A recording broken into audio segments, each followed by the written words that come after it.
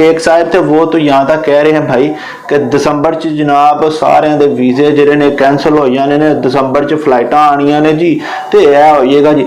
ओ अल्लाह दे बंदेआ, तेनू मेरे हर दूसरे की गुसालन नहीं पुछदा, तू लोगों को डरान दे है। और यार खुदारी ये डराना बंद करो, ये क्या ड्रामेबाजी लगाई हुई है। लोग बेचारे इधर आके फंसे हुए हैं, लॉकडाउन के से 2-2 महीने हो गए घरों पे बैठे हुए हैं। आप ये छोटी सी 1 मिनट की वीडियो बना के टिकटॉक पे और उनको मजीद डराते हो।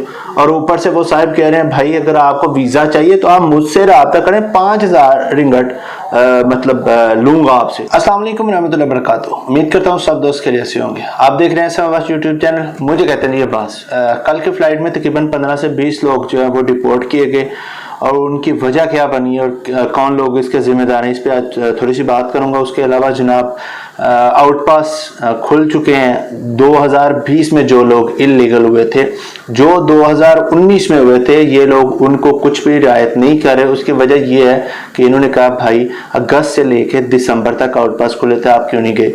तो ये क्वेश्चन मार्क है। ये उन दोस्तों को बता रहा हूँ जो 2019 वाला सवाल कर रहे हैं। आज जी कल के जो डिपोर्ट हुए हैं उस बात पे बात होगी आज थोड़ी सी। सबसे पहले मैंने एक वीडियो बनाई कि भाई मलेशिया ने स्मार्ट आउटपास खोल दिए है, जिसको आप आउटपास कह सकते हैं या ऐसे कह सकते हैं कि आसान अल्फाज में मैं बता सकता हूँ ना, क्योंकि मेरी जितनी भी वीडियोस होती हैं ऐसा नहीं कि अल्फाज का चुनाव बहुत ही बढ़िया होता है, ऐसा हरगिज़ नहीं। सिंपल सा बंदा सीधी जी गल करना भाजी, जिन्होंने अच्छी लगे 100 बिस्मिल्लाह, जिन्होंने अच्छी ना लगे ओदी भी अल्लाह इस तरह इजाफा करे। उसके अलावा जनाब आ जाए क्यों हुआ ये सब कुछ। कुछ दोस्तों ने डायरेक्ट टिकट खरीदा PIA से। हो कुछ यूं रहा है कि भाई अगर पाकिस्तान हाई कमीशन में रजिस्ट्रेशन करवाते हैं, मैं पहले भी बता चुका हूँ भाई, पाकिस्तान हाई कमीशन में रजिस्ट्रेशन करवाते हैं, उनको बताएं कि आपके पास कौन सा वीज़ा है, आपका वीज़ा कब कैंसिल हुआ, आपका वीज़ा स्टेटस क्या है, तो उनको सारी बात बताया करें। लास्ट मिनट पे जाके आप ये जो होता है ये गलत है।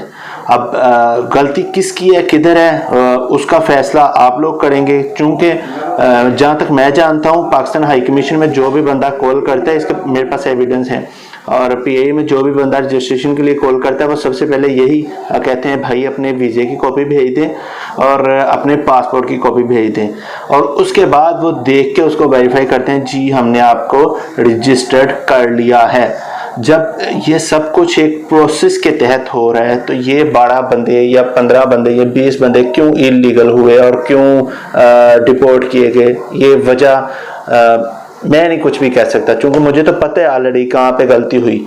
लेकिन फैसला आपको करना है कि कहाँ पे गलती हुई। गलत वो लोग हैं जिन्होंने जानते हुए कि भाई हमें इलीगल है फिर भी रजिस्ट्रेशन करवाई, या वो लोग हैं जिन्हें पता भी था कि ये इलीगल है, उन्होंने फिर भी इन लोगों को टिकट पास किया, और वो लोग रह गए जो बेचारे हकदार हैं और जो वैलिड वीज़ा वाले हैं वो लोग अभी भी टिकट को तरस रहे हैं। तो ऐसा क्यों हुआ, क्वेश्चन मार्क है। सब दोस्त इसका ज़रूर कमेंट में राय दीजिएगा कि वजह कौन है। क्या पाकिस्तान हाई कमीशन में जो साहिब इक़्तिदार बैठे हैं वो लोग गलत हैं, या हम लोग गलत हैं जिन्होंने रजिस्ट्रेशन करवाई और गलत डाटा दिया उनको। उसके बाद जी मैंने एक वीडियो बनाई थी कुछ दिन पहले जिसमें मैंने बताया कि भाई अगर आप इलीगल हैं 2020 में तो आपको एक स्पेशल पास की ज़रूरत पड़ेगी 4 मई के बाद। चूँकि 4 मई से पहले जितने भी वो इमिग्रेशन ऑफिस थे वो सारे के सारे बंद थे, तो लिहाजा तब आप कुछ भी नहीं थे कर सकते, आपके पास कोई चॉइस नहीं थी। 4 मई से पहले जो लोग इलीगल थे जो चले गए वो चले गए। 4 मई के बाद इन्होंने नया कानून लेके आए कि भाई जो भी 2020 के दौरान इलीगल हुआ है वो जा सकता है।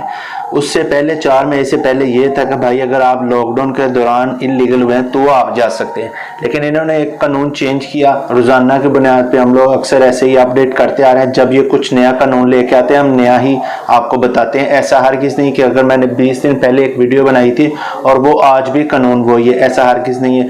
तकरीबन हर दूसरे तीसरे दिन ये एक नया कानून लेके आ रहे हैं फॉरेनर्स के लिए। उसके अलावा एक और छोटी सी बात थी भाई कि कल की फ्लाइट में वो बंदा भी नहीं जा सका जिसका 10 तारीख को वीज़ा एक्सपायर हुआ। ये मैं इसलिए बता रहा हूँ कि जो लोग अभी भी उम्मीद रखते हैं कि आपने इलीगल हैं 2020 में हुए, आपको एक स्पेशल पास की ज़रूरत है, ऐसा हरगिज़ नहीं, किसी की बातों में ना आइएगा। आपको स्पेशल पास की ज़रूरत है, चाहे आपके पास कोई भी वीज़ा है। आप स्पेशल पास आपको पुत्राजय से मिल जाएगा, जलन तूता से मिल जाएगा, शालम इमिग्रेशन से मिल जाएगा, या आपके करीब जो भी इमिग्रेशन है वहाँ आप रब्ता करें और स्पेशल पास लें, उसके बाद आप फ्लाई कीजिएगा। अदरवाइज़ ऐसे ही होगा जैसे ये ज़ेरे नज़र एक तस्वीर देख लें। ये बेचारे इन्होंने टिकट्स भी खरीदा और बहुत दूर दूर से, एक दोस्त तो मेरे सबा से ही गया, रहमत नाम है उसका, खान भाई थे वो, तो वो बेचारे सबा से ट्रैवल करके केएल गया और उसको बाद में एयरपोर्ट पे जब ट्रैवल करने का लास्ट मिनट पे पता चला जी भाई आपका वीज़ा एक दिन पहले एक्सपायर हुआ है, आप ट्रैवल नहीं कर सकते, आपको पुत्राजय जाना पड़ेगा, वहाँ से स्पेशल पास लेना पड़ेगा। लिहाजा ये जो टिकटॉक वाले हैं और जो दूसरे हैं इनकी बातों में ना आइएगा, वो कानून फॉलो करें। अगर आप समझते हैं कि मेरी भी कोई गलती है तो खुदारा आप खुद थोड़ा सा फाइंड आउट किया कीजिए। खुदारा ये पैसा आपका, इसकी कदर आपको होनी चाहिए ना कि मुझे।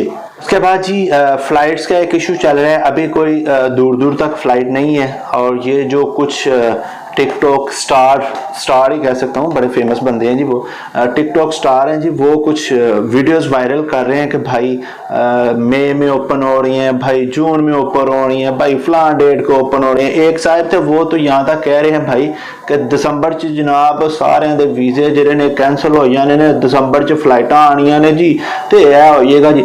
ओ अल्लाह दे बंदेआ, तेनू मेरे हार दूसरे दी कोई सालन नहीं पुछदा, तू लोकां नू डराण दे है। और यार खुदारी ये डराना बंद करो, ये क्या ड्रामेबाजी लगाई हुई है। लोग बेचारे इधर आके फंसे हुए हैं, लॉकडाउन के ऐसे 2-2 महीने हो गए घरों पे बैठे हुए हैं। आप ये छोटी सी 1 मिनट की वीडियो बना के टिकटॉक पे और उनको मजीद डराते हो, और ऊपर से वो साहब कह रहे हैं भाई अगर आपको वीज़ा चाहिए तो आप मुझसे रब्ता करें, 5000 रिंगट मतलब लूंगा आपसे। मतलब बैठ दी एंड एजेंट ही स्टार्ट कर दी भाई इस बंदे ने। अब क्या मैं कहूँ, खुदा दे बंदे, इज्जत रोटी कमा अगर अल्लाह ने हाथ पैर दिते ने, एजेंट ही करके फिर हराम खाएगा तू। खैर ये हराम उन लोगों के लिए कहता हूँ जो गलत काम करते हैं।